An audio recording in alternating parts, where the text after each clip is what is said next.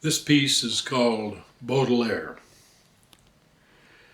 When I first came here, I was fresh from the Southern California beach scene of the 70s, where, at the risk of sounding a little immodest, I had a successful career at doing several things. And then I had the misfortune of falling in amongst evil companions, as my mama would have put it.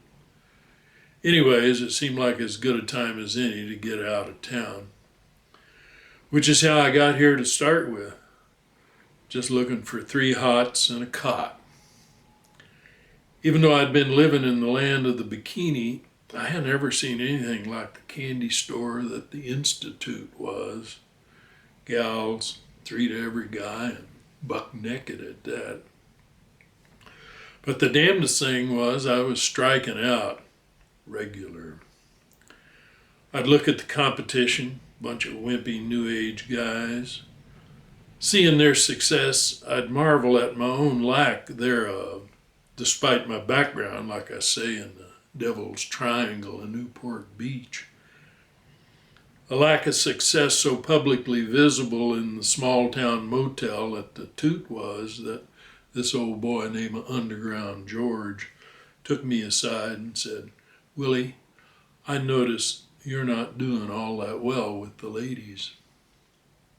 I just mumbled something about being a slow starter and said, "It beats me what these other guys have that I don't." Underground said, "Willie, gals at the Toot go for sensitive guys." "You're shitting me," I said. "You mean like gluten intolerant?" "Well," he said, "there are a bunch of those guys around, but I was thinking more of sensitive, like with feelings." I said, "There's nothing wrong with my feelings. Matter of fact, I'm feeling pretty horny about now."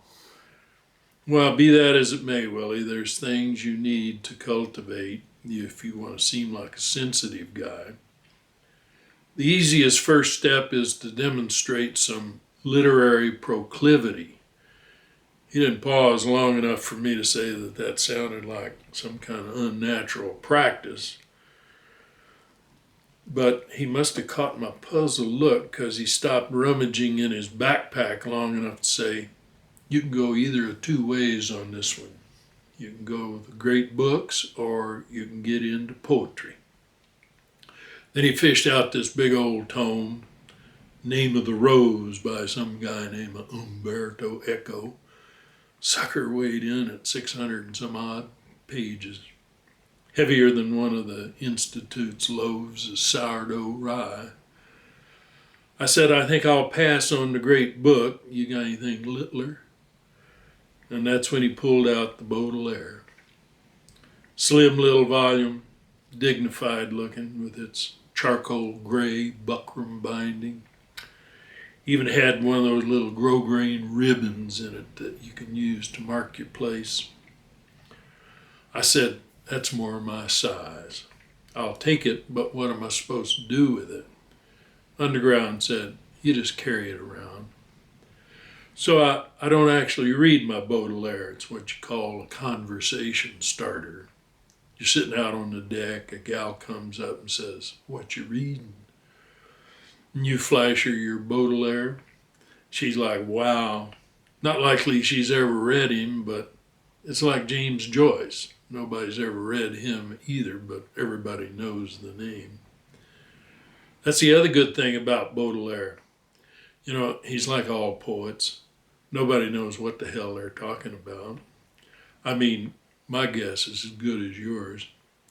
The only poem I ever understood was Richard Brautigan's Nice Ass. It goes like, "Nice ass." There's so much lost and so much gained in those words. Thank you.